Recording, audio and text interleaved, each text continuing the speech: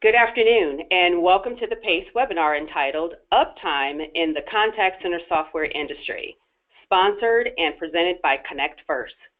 I am Maudrey Godfrey, VP of Business Development, Compliance Officer for PACE, and will be your moderator today. As we prepare to begin, there are a few housekeeping items I'd like to inform you of. This webinar is being recorded. All lines are muted to avoid background noise. Please mute your computer mics and speakers to avoid echo feedback, and we'll be taking questions at the end of today's presentation.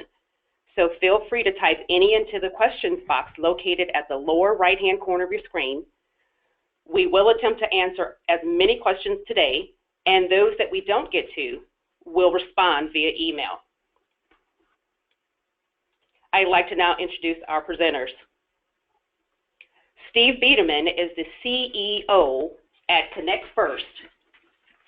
Previously, Biederman served at the helm of TouchStar, Vocalcom, eFence, and Vigilance, and has a proven track record of financial growth and a firm belief that businesses should operate with the sole intention of meeting and exceeding customer promises.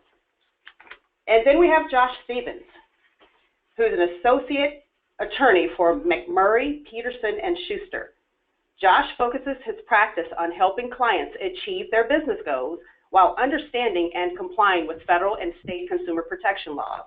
As a former in-house counsel, Josh brings a critical client perspective to his legal practice and understands that businesses want an action plan, not just legal theory.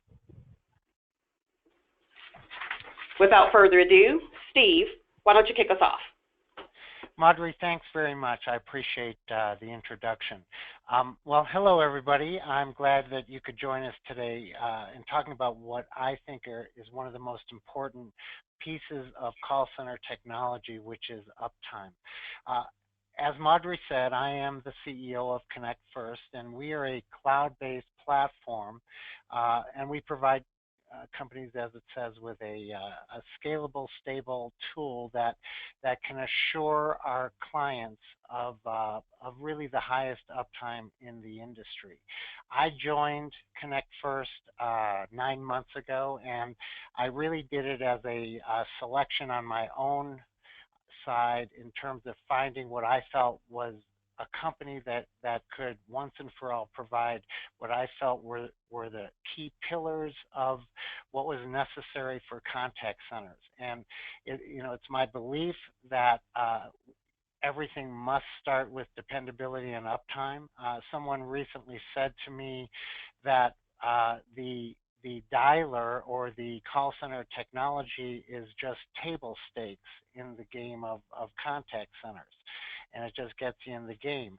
But the truth of the matter is, although it may be table stakes, the truth is that there's a huge responsibility. It's a mission critical type of a technology, and there but for the grace of our clients being able to speak dependably in the many fashions of communication today, will they be able to succeed.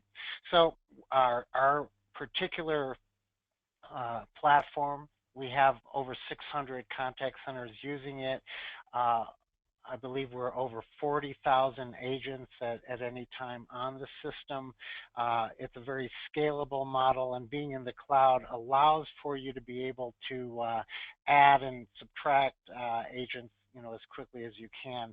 We'll get into what separates not just Connect First, but what separates any good company in terms of reliability. But this is really intended to help you understand what you should be asking versus oftentimes what I have seen being asked by our marketplace in terms of their evaluation of proper tools for the industry. With that, I'm going to go into the presentation, and let's talk about what is uptime. And as I said, it's important to ask the right questions. I would tell you that oftentimes the questions that are asked when they're evaluating technology are based upon feature sets, and they're based upon a belief that, like like the table stakes analogy, there's a belief that it just works and that what really counts are the feature sets that go into a technology. And let me make something clear here. All good companies, and remember in the industry that I serve in, there are over 200 providers worldwide that do very much at least advertise the same thing that we do. So all of the good companies are always raising the bar when it comes to the assurance of being able to offer reasonable and effective features for you as a client base. At any given time, one company will have features that other companies don't have, and back and forth they will go through the course of the journey of of a company's life cycle. So when you choose a particular technology, should the question be how you know how do I make that choice based upon the specific features? Do I make that choice because they have, as an example, omni-channel? Do I make that choice because of the way their reporting works versus someone else's? And on and on. And that's what we hear most of the time.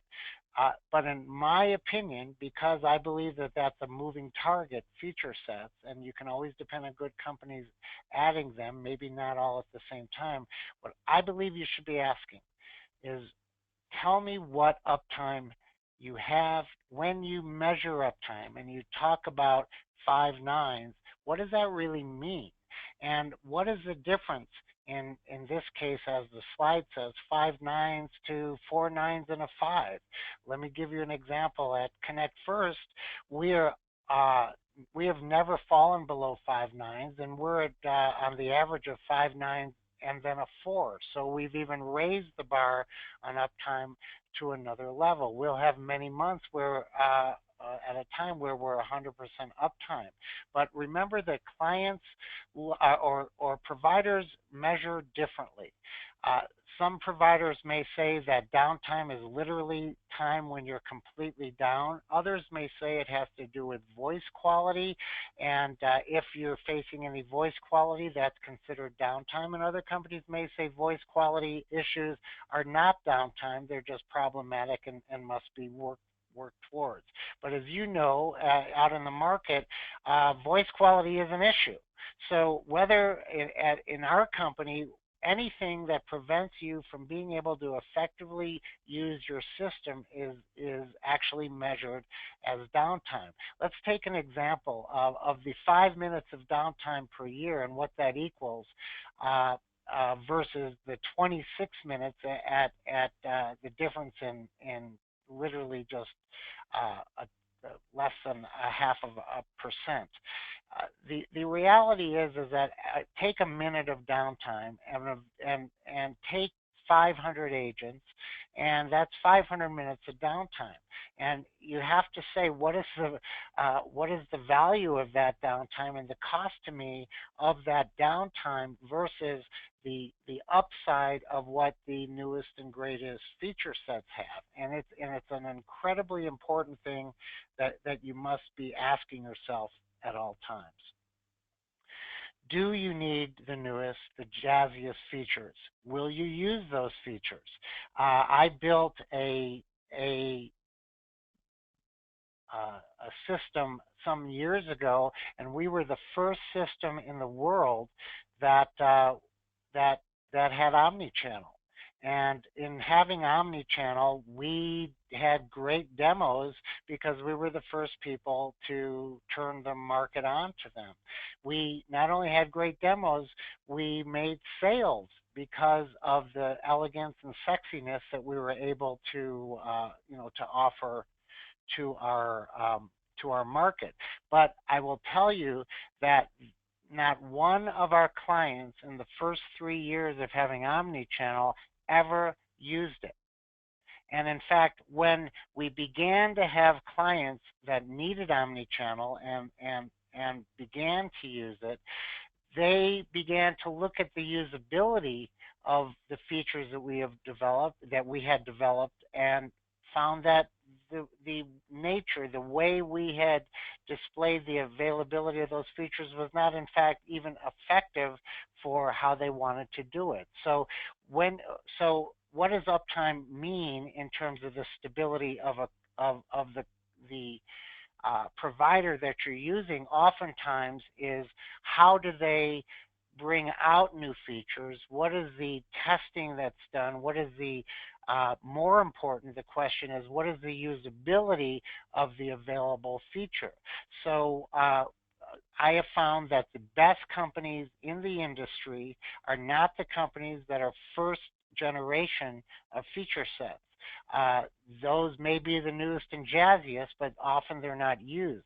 The best features are the ones where a market has decided how to use those features, decided in what fashion they need to be developed to make it easy for the agent all the way down to the agent level to be able to use it and integrate it into their calling programs, as often you'll see with BPOs.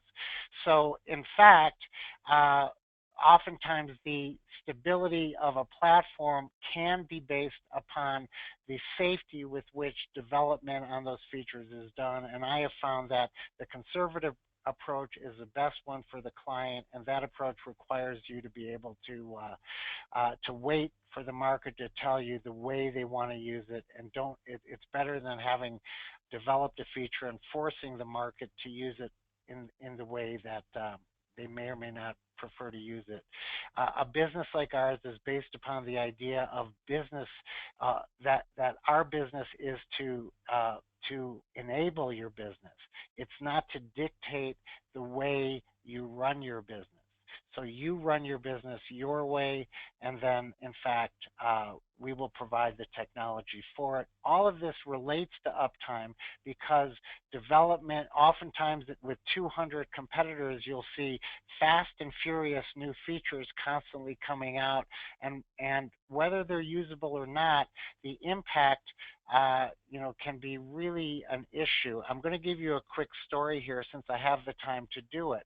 As most of you know, I built TouchStar software, and we were the leader at that time in globally in contact centers with over 5,000 clients or call centers using us. And one of the faux pas, I would say, in retrospect of what we did is we built features to the request of every single, not every single, but almost every client. So we were always coming out with new features. One of the comments was how robust our feature sets were. But as a CEO, I will tell you that we had the riskiest software in the market, and that although we were known for customer support, the reason we were known for customer support was because clients always needed us. They needed us to support that product because we impacted the stability of the product by our desire to be elegant, sexy, and available to the next best thing constantly that the market asks for. I will tell you today that a company like Connect First, as an example, and many of our good peers, are companies that are careful about how they bring out feature sets, inevitably trust that they always will. You have a lifetime relationship with them, so trust the length and breadth of the relationship, and make sure that the impact on your business is really based upon reliability, dependability, and that the agents themselves are not impacted by the changes that are made. Because when we talk about what downtime really means, on your agent floor, what are you talking about? You're actually talking about the fact that you may have hundreds, thousands, or tens of agents that in the middle of a conversation, they may lose the call. Not only may they lose the call, they may lose the data that is captured. They may lose who they were talking to in the contact. They will maybe never be able to regain that conversation and the flow that they were in, not only with that particular person that they were servicing in some way or another, and that could be just with 1 second of downtime that kicks all those people off, but that may measure way above 5 nines, but in fact, you've lost you've lost your momentum, you've lost the confidence in the relationship. But really, even as important is your agent's confidence in the infrastructure and the system behind them. So imagine if you were an agent and that every day at some point there's a very short moment, and it's not highly measurable, but a short moment where that agent loses a phone call or can't be heard and has to recall that person back and can't reach them. And imagine if that happens on a chronic basis, the confidence that your agents will have and the ability that they will use to use that as an excuse for poor performance, truly bring them out of their dependable flow, their fear that the system may go down in the middle of a conversation. My God, just something that is barely even measured in downtime can have the greatest negative impact that you can imagine. And it's important that you ask the question, when you're a the telephony company that you're using, tell me what kind of issues you have. Don't just tell me your uptime, but tell me when you have time that impacts me in my environment from an agent all the way down to an agent perspective. What are the issues that you're facing? So if you have, for an example, a voice issue, tell me, what do you as a telephony company determine a voice issue is? Because I have had many customers over the years call and say, I'm having a voice issue, and the support person says, on our end, we can hear the conversation and it's fine. It may be fine to a support person, but as you know, in your environment, it may not be good at all. And in fact, you're losing trust and value internally with your internal clients and externally with your other clients. So what are the best practices for a cloud-based company are probably no different than the best practices even if you have an on-premise system. I'll tell you that there is a value that is gained in this day and age by using cloud-based systems, and this coming from a person that has sold 5,000 on-premise systems. But today, the ability for a company in the cloud like Connect First for us to build layers of redundancy that will limit your exposure to the risks that go with downtime is something that can oftentimes be not only unaffordable in your environment, your singular environment, where you may not trust the cloud, so you're keeping it on premise, but it can become unmanageable for you.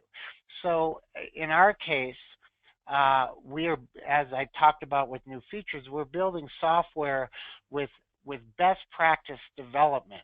We're not doing spaghetti programming. We're not trying to raise our stock price and come out with the next greatest feature and get a spike in our stock. We're developing our programming that is considered all the way down to the core of the telephony.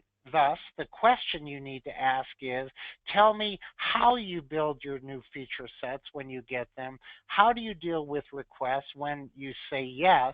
And how sure am I that that will not impact the stability of the product? And recognize to yourself that when you're asking those questions in a cloud-based system, if they're saying yes to you, are they also saying yes to the 1,000 other clients that they have?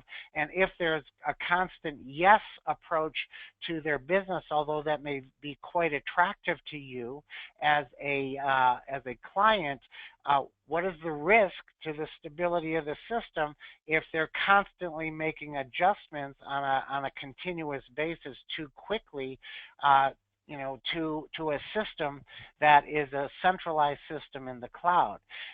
So you want to have providers that give you transparency, not just in uptime, but also in the how of which they get there, meaning how do they develop the features? How do they build layers of redundancy?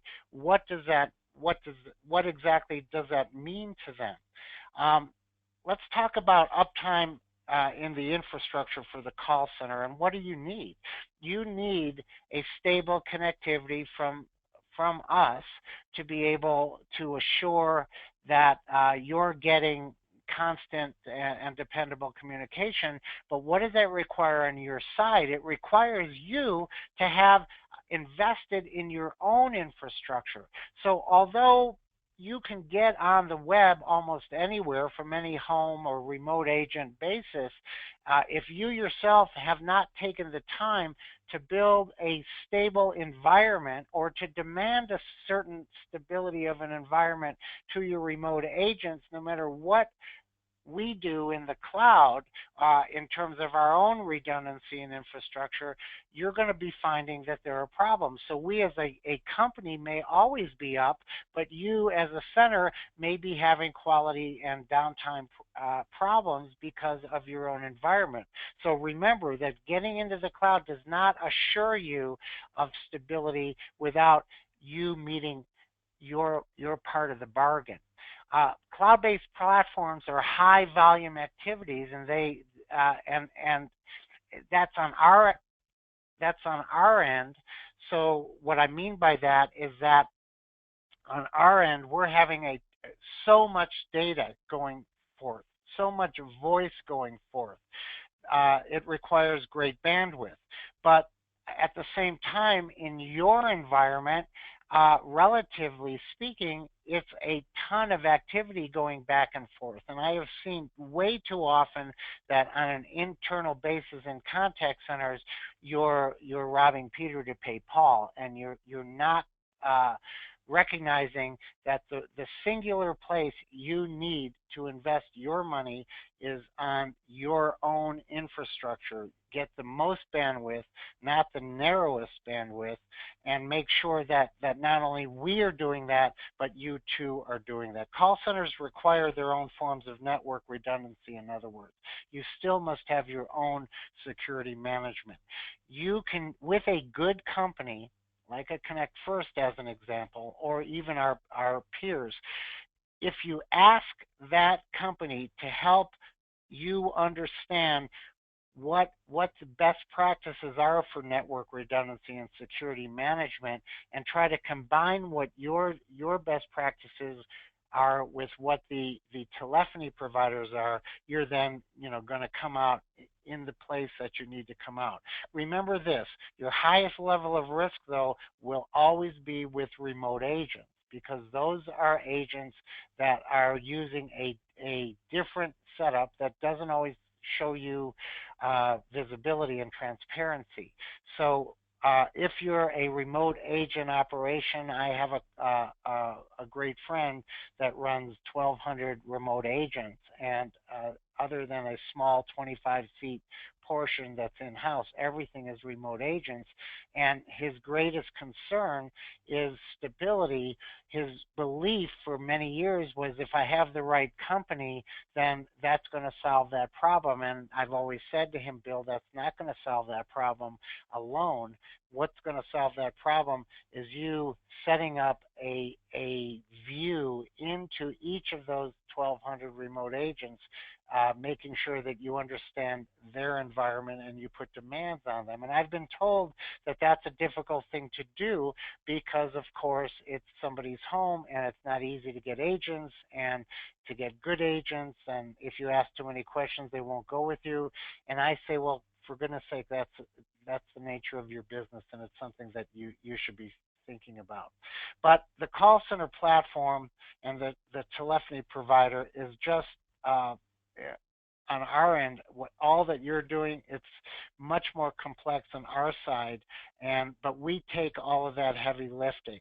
So when we're looking at best practices for platforms, in speaking about your own environment, keep in mind you can talk to your contact center provider, but our best practices are that we add diversity and high availability to all resources. So as an example, we consider things such as location, where the voice comes from, where the software resides, where is the data sitting, so that at any given time,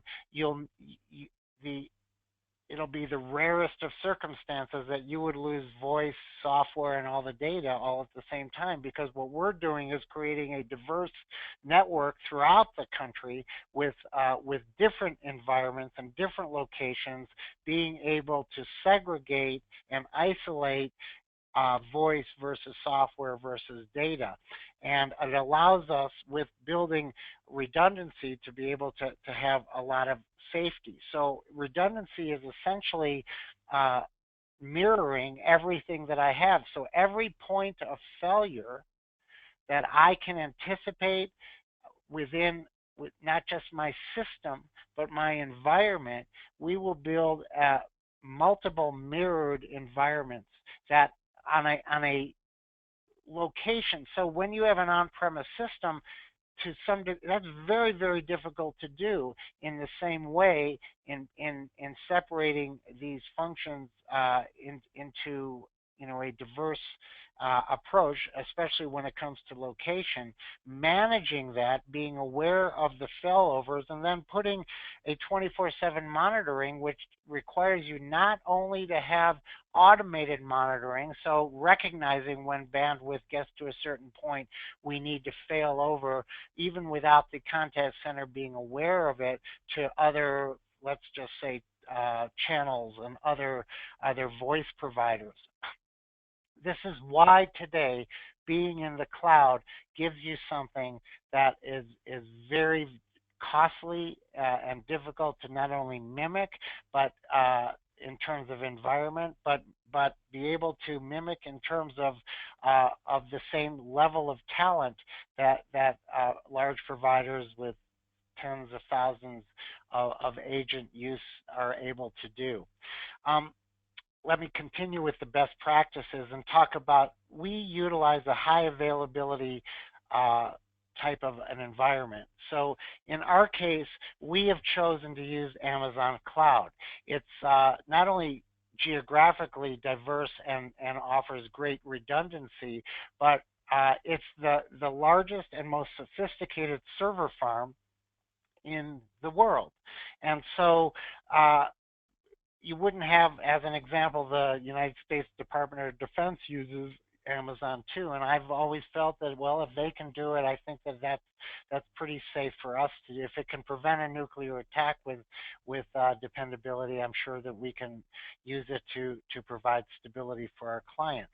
We moved from a wide range of colos throughout the country to Amazon, because in that regard, not only through redundancy, but through the talent that we could partner with, we could architect and consistently re-architect our environments to the highest level of safety and sophistication. Now, beyond the cloud-based environment, what else are you looking at? You're looking at voice providers. So remember this, and you know this if you've been in the contact center world for a long time. Voice providers come in all flavors, and the fact of the matter is that you have to, in our world, you have to have the ability to have a wide range of ability to fail over to providers that are always able to provide our customers with an assurance of good voice quality at good cost, and at the same time the highest level of quality. What we do, as an example, is we at any given time will be using 15 to 18 different only level 1 providers, never substandard carriers. You never pick a company like us, never should be allowed, and you should ask these questions, to use substandard carriers, meaning, are you making your decisions? You should ask the company, are you making your decisions about carriers based upon a cost provision, on the ideal of least cost routing, or are you choosing, and it oftentimes can be an and or, are you choosing based upon the highest level of voice quality? And it usually, with the high volume, for example, that we use, we're still able, with level 1 people, to give great pricing, but and pricing is an important part for how you manage your business, and we recognize that. But because we're using high volume, it's important to pick providers that are not trying to make money on all ends, and that what we're trying to do is earn our money through the highest level of quality. So if you're whoever you're looking at cannot answer those questions for you, you need to insist that the people get on the phone that can answer those questions for you. It's that important. But remember, everything that we do is based upon a failover of inbound and outbound carriers, and we are constantly evaluating out there, and after we have found the safest carriers, then we can negotiate price. But you never begin by negotiating price. That's a question you should ask. The storage of voice and data is a really critical piece. Oftentimes in your own environment, you're storing your voice and your data in the same environment, whereas in our environments, we're storing voice separately from data, which will allow us to offer both the highest voice quality while at the same time assuring data integrity. And then, of course, you want to ask the question in terms of uptime. Uptime also has to do with availability of your data in terms of the way you want to slice and dice and look at it. Because during the same course of your day that you're active, you're running into situations where your clients are asking you for views into the data, both in real time and near real time, and sometimes just historical time.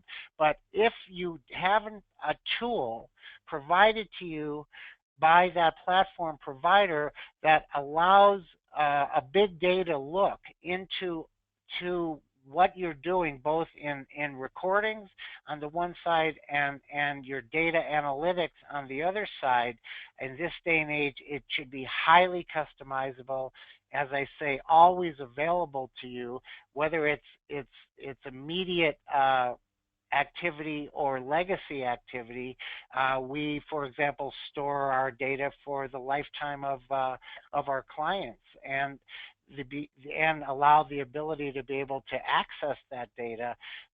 That's an uptime thing too. So if frankly, if you're always up, but you're not able to always have access to your data, it may not be measured as 5 nines or greater of uptime, but it certainly is a relevant issue for you. You know, let me just talk about PCI compliance to ensure data security.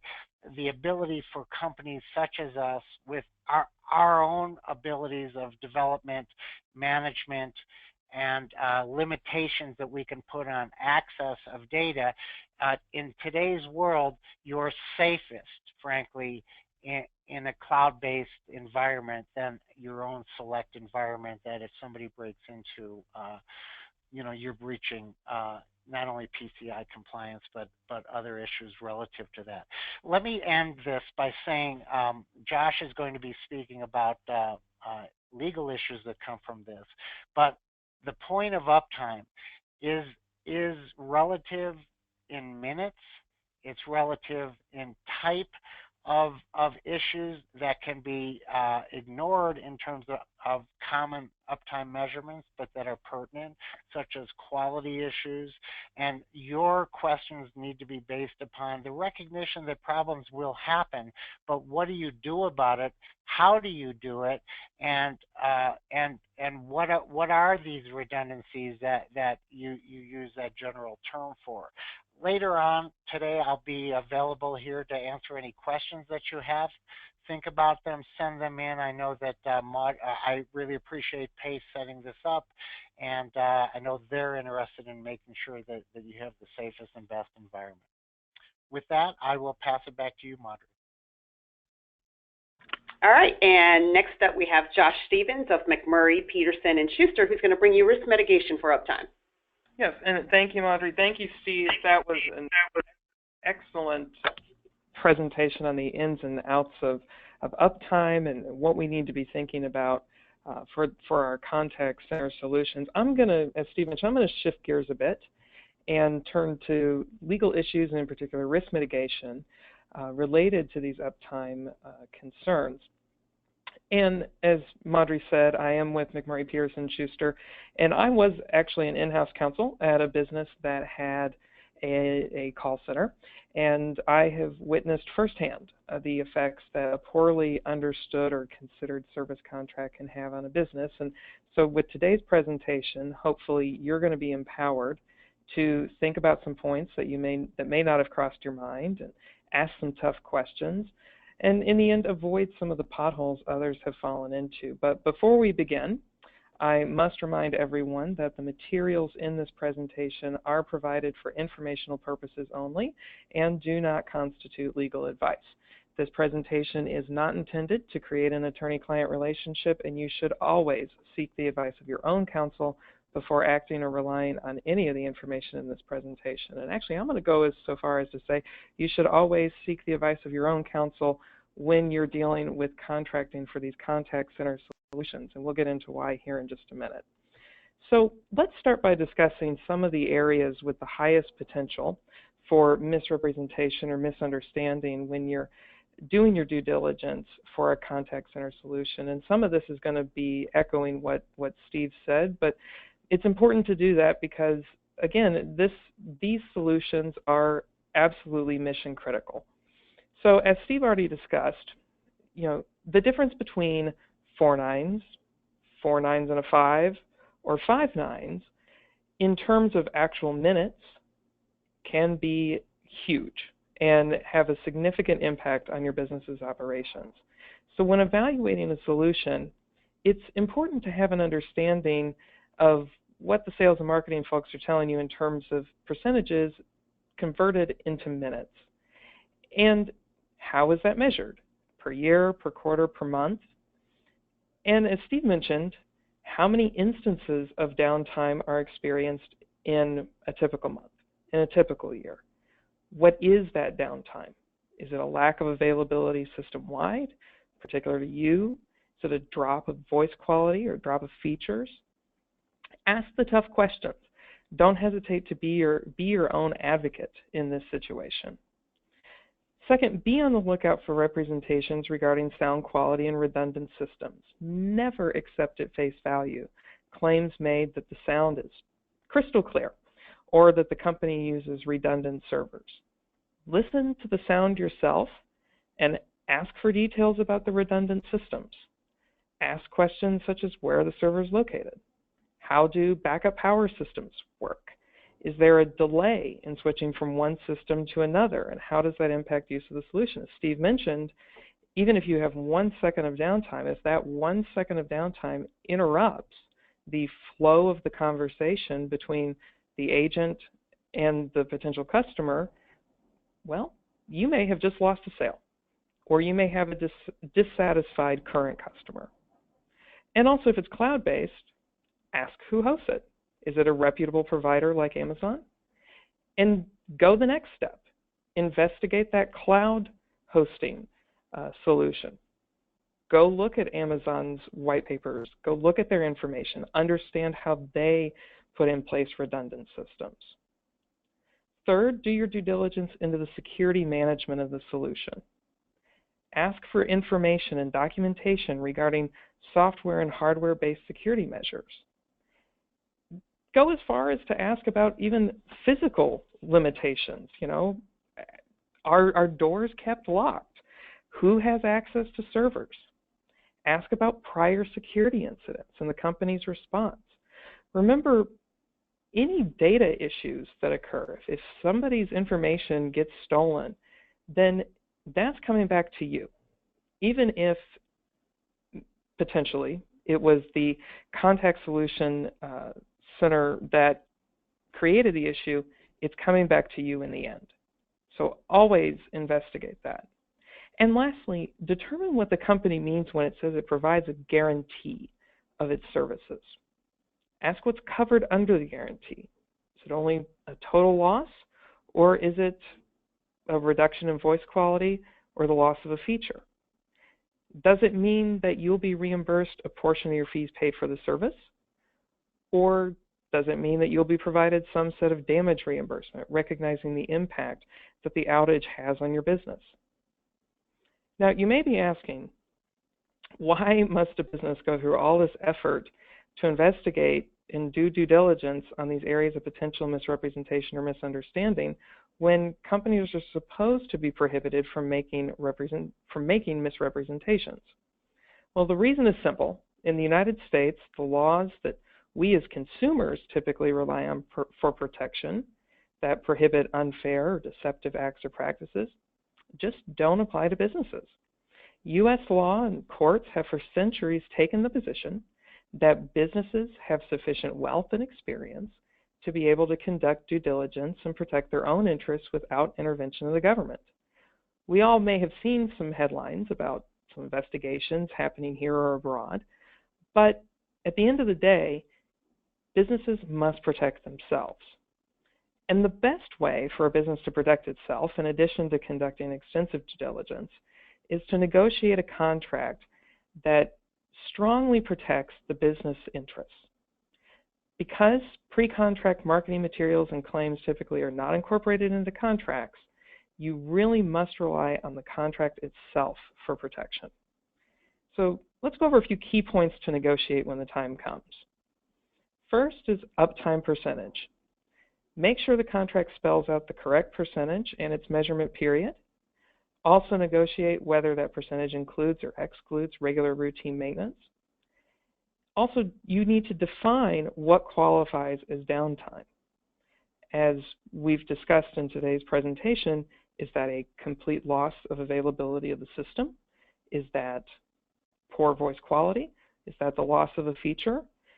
Is that the unavailability of the system system-wide or just to a certain group of agents? Really give thought to how you're going to define downtime. Second, on redundancy and security, by this point in negotiation, you've hopefully engaged in significant due diligence to understand the platform's redundancies and security protocols. But don't forget to include those elements in the contract. The solution provider may not want to spell out each redundant system or security method, but that is understandable. But you as a purchaser can negotiate for more generalized requirements, such as the use of commercially reasonable security methods, or that the system must have certain protocols that you deem to be exceptionally important. Maybe it has to have power backups or use geodiverse server sites, or if it's in the cloud, that they only use certain providers. Third, watch out for the force majeure clause.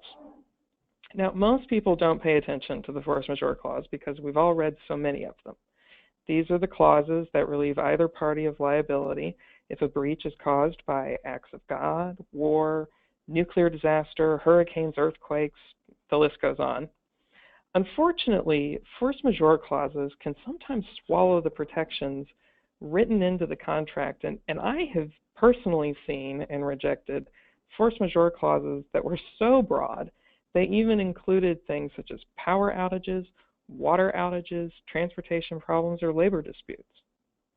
The entire point of going with a reputable contact center solution provider that uses redundant systems is to allow for continuation of service in the face of disaster.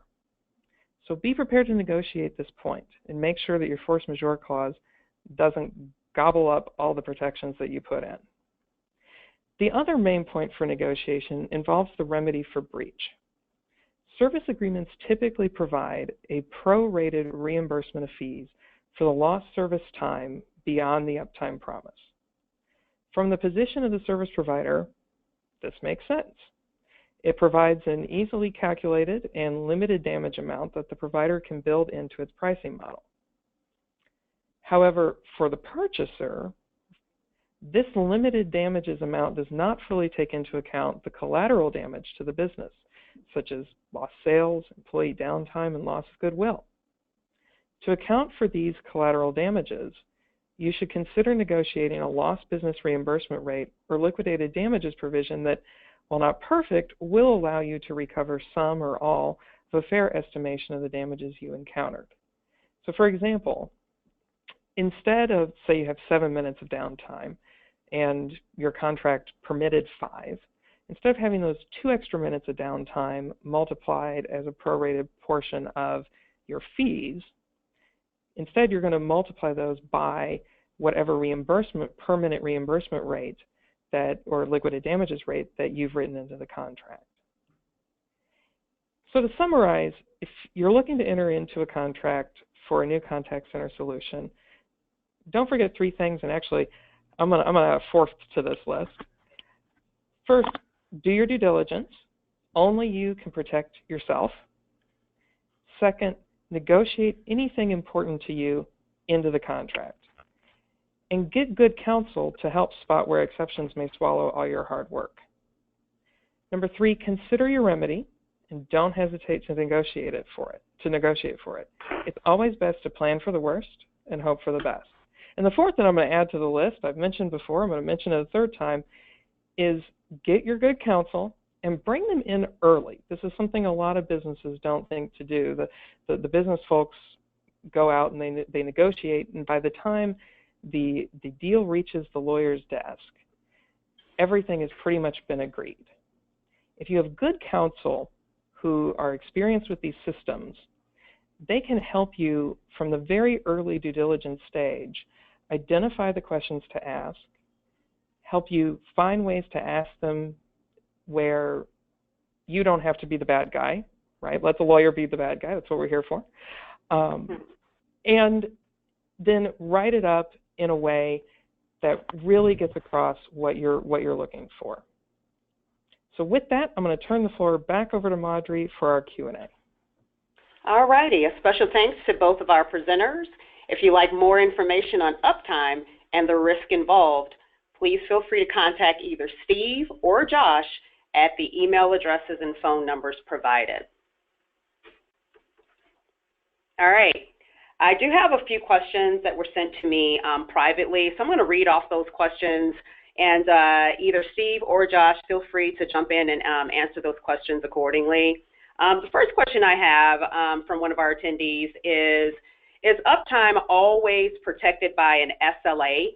And if so, what can I do if I feel I'm constantly having issues? Well, this is Steve. By the way, before I answer that, let me clarify my email address. It was spelled wrong, I noticed, and it's sbederman@connectfirst.com. The question of SLAs to Uptime, it is relevant because I would tell you almost every RFP I've seen refers to that uptime. But sometimes you can be hitting your uptime SLAs while at the same time feeling internally that it's just not working and that you're running into excessive problems. And I think Josh will have something to say about how he would handle that from a legal point of view. I do think if you've had some discussions with your contact center provider and that's not being rectified, or you're being rationalized by the fact that the provider can show you that they're meeting the SLAs in spite of the impact on you, then and nothing is changing, then it's very relevant. And it's from my regard as at Connect First, we would manage it as if we don't care that we're meeting our SLAs. We care that the client is struggling, and it's our responsibility to find a way to improve that. So Josh, what would you say on that? Yeah, and Steve, I would absolutely agree with you that a good business is going to recognize that as an issue, even if maybe under the specific terms of the SLA, the targets are being met. You know, I always think it's good in these types of situations to go back to the contract, look for areas where you can potentially claim damages or harm to your business that are maybe not particularly tied to the failure to hit an SLA point. Get your attorney involved and then try to work it out. try to talk it out first, but always have that kind of in the back of in your back pocket. And this goes to Steve. I think this was a very great point that you brought up. Of it doesn't matter if necessarily it's 5 minutes or 3 minutes. If it's a constant interruption, then that's a problem. And so for people looking to contract for these services, when you're working on your agreements, have a provision that looks at, well, we're going to experience a downtime event no more than X times per quarter or something like that, which can give you a little bit more legal standing when these types of issues arise. Okay, thanks for that. The next question we have from an attendee is, how would I know if a problem is on my side or my vendor side? Well, it depends on the vendor, right? Some vendors will, it's a funny thing because years ago, I think the people on the call would recognize this. Every time you had a telco problem, or a voice problem or a drop call problem, it wasn't on their side. So that obviously is laughable, but the truth of the matter is telephony companies have been working in this environment for so long, and we are so experienced at being able to identify where a problem lay that that you generally will be able to trust all of the good companies and the way they determine it. Every good platform provider out there assumes that the solution for the problem is theirs to manage through, regardless of whether it sits on your environment side, the platform provider side, the telco side. So in other words, when you call a good company, the minute you contact them and say, I'm having a problem, their reaction to it is not going to be, well, it's not my problem, it's your environment. Their reaction is, okay, you're having a problem using the system, and let me be, if nothing else, the guide through to the solution, and let's discover where that problem lay, and then let's come up with solutions. If it lay outside of the provider side to solve, it doesn't mean they won't continue to work with you to be able to solve your internal problems. Now, if you haven't had that experience, the one that I've just described, you deserve that experience. And we always say here that our goal is to have a customer ask for more, not less, not convince them to ask for less. Perfect, perfect. So I've got two more questions, and I think that we can allot that time. One of them, I believe, is very important because it definitely has to do with social media, one of our most popular media channels being used today. And it reads, my director says we have to have social media integrated, but I don't know how we'd even staff that. Are call centers really using that feature? I'm happy to take it again. This is Steve. I have seen a progression, slow progression over the last, I would say, 5 years of 6 maybe, of use of social media. So think of it this way. Let me break it down in a understandable way. You have an agent, and what you want from your agent in the perfect blended world is to be able to handle all types of communication. So a contact center in its perfect essence is ideally set up so that any form of communication can be handled in queue by the business, thus by the agent.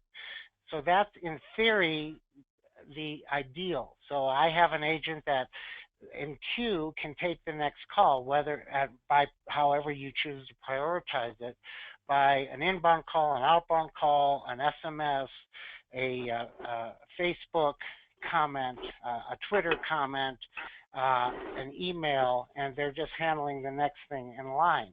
Okay, that being the original concept. And as I said to you, I had it at another company I owned and ran, developed early stage multi-channel, and found that that concept in a practical way wasn't being used at all.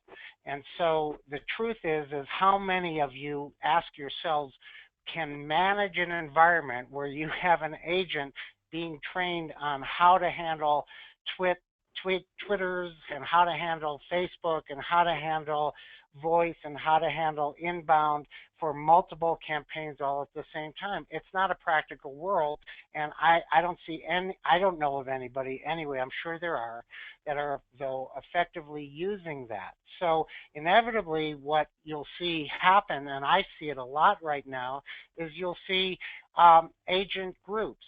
So you'll see an agent group handling social. You'll see an agent group handling inbound by campaign type through their skills-based routing.